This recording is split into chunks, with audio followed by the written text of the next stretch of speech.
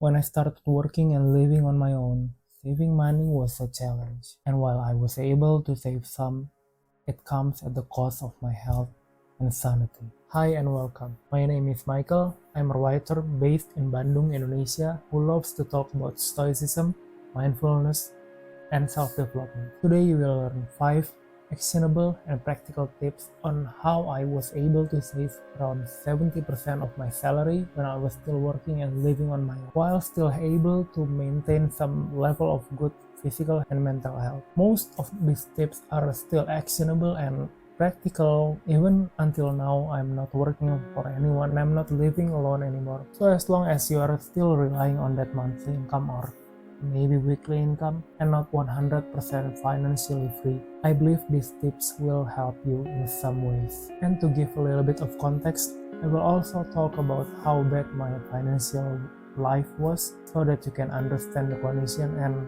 why I was forced to think and do all these tips that I did. But if you want to skip to the tips, you can see in the timestamp below. So here is how it began. In 2017, I was working as an insurance underwriter, which is my first job, and I was only paid around $300 per month, or it was 4.2 million rupiahs per month, and I need to use it for housing, food.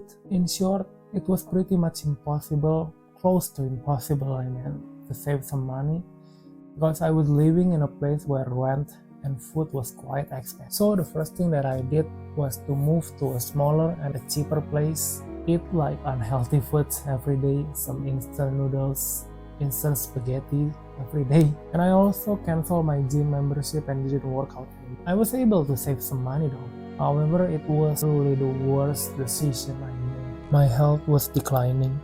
I was sick every now and then because the hygiene of my rental was so bad. Sometimes the trash could even pile up for weeks until it reeks. My body didn't get a sufficient amount of nutrients it needed, and I gained a lot of weight because I barely moved outside of my working hour.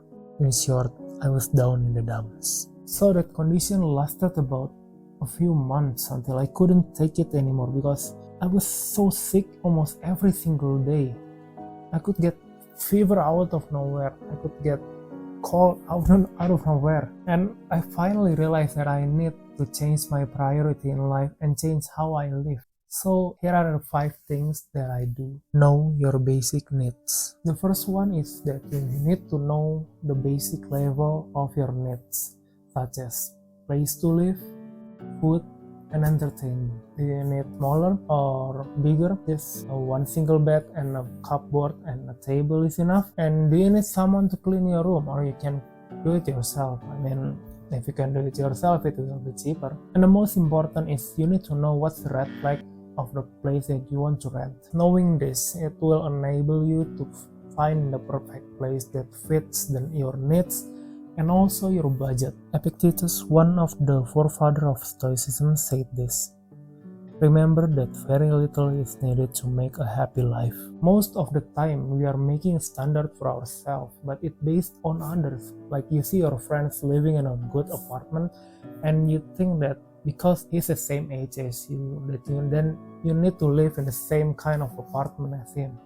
Not because you need it, not because your condition allows you to live in the same apartment. And that kind of thing is really damaging for your money and your life. The second one is nutrients. You need to know your basic needs of nutrients for macros such as protein, fats, and carbs, and also micros like vitamins and minerals. Knowing this will enable you to pick and choose your food to keep your body healthy, or maybe even get rid, yet you can still choose the cheapest one possible. Lastly, entertainment. Do you really need to join that weekly night out with your friends because they ask you? Or do you really prefer to stay home sometimes? To stay alone in your room, just read some books or watch Netflix alone? These choices are subtle, but in the long run, it will damage you financially and you will not be happier either. So understanding the basic level of your needs is the foundation to save money from your salary.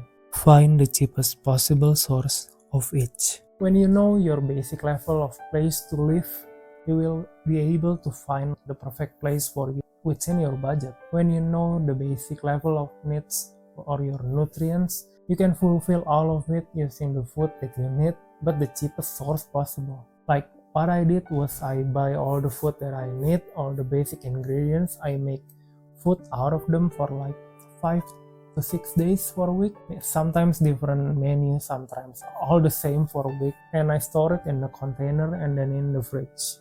So I can reheat it every single day, and that's all I eat. Sometimes it's boring, sometimes it needs me to hold myself from eating other things, but it really saves a lot of money, and I can fulfill all my proteins and other nutrients that I need. And furthermore, cooking once a week for your weekly food saves a lot of mental energy that you need to use to cook and choose your food every single day. I know you know how that feels, like falling Grab for 50 minutes and not finding anything to eat. And last but not least, you need to fulfill your body's need to move, to work out. Because working out and getting fit and healthy is cheap.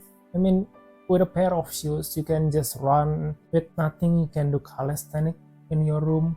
Being healthy is cheap. Live in a boarding house close to the office. So the next thing is, instead of renting an apartment, which is quite expensive nowadays, you can live in a boarding house, or you can rent a house with your friends, because it's gonna be a lot cheaper than renting an apartment alone. And the most important thing that I need to emphasize here is choose one that is close to your office. Why? Because choosing a place that is close to your office will make you able to walk every day to your office. That will benefit your health a lot. I mean, don't even start it on the benefit of walking. You can find tons of them online. And also the best part of it, you will be able to save a lot of money that was supposed to be used for commuting and transportation. I mean, that's the whole point of this video, right? Leave money for Socialize. The quality of your life determined by the quality of your relationship, by Harvey Mackay. And I think it's really true, because essentially human is social animal. Even though I was saving money, I knew that I need to meet with my bros every once, and it doesn't need to be an expensive cafe or something. We just need to meet, buy cheap drinks, and talk, because not only we are helping each other to keep on track, we also share our lives, share our struggles, and we help each other. And I believe that's one of the things that have been keeping me sane and have a good level of mental health all this time. Be an essentialist. Being an essentialist means in each buying decision, you need to be mindful of why you buy the things you buy. Why you want to buy it. Is it because emotional, or do you really need it? And the point of asking this question again is, like Epictetus said, very little is needed to be happy. If you want to buy that discounted shoes, sure, go for it. But is it because it's the discount, or do you really need a new shoes and it's an opportunity to get a cheaper one? If you want to get that online course, and go for it.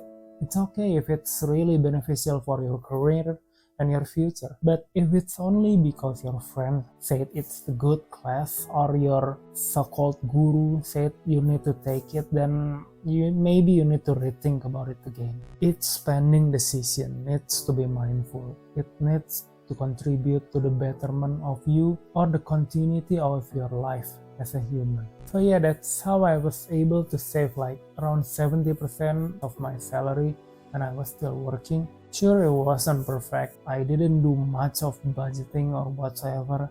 My investing journey didn't start late in my working career, but I think it's the basic rule that's sometimes forgotten by a lot of people. I hope this video is helpful, and if you want to know how and why I started this YouTube channel, you can click this video here. Thank you for watching, and I'll see you in the next video.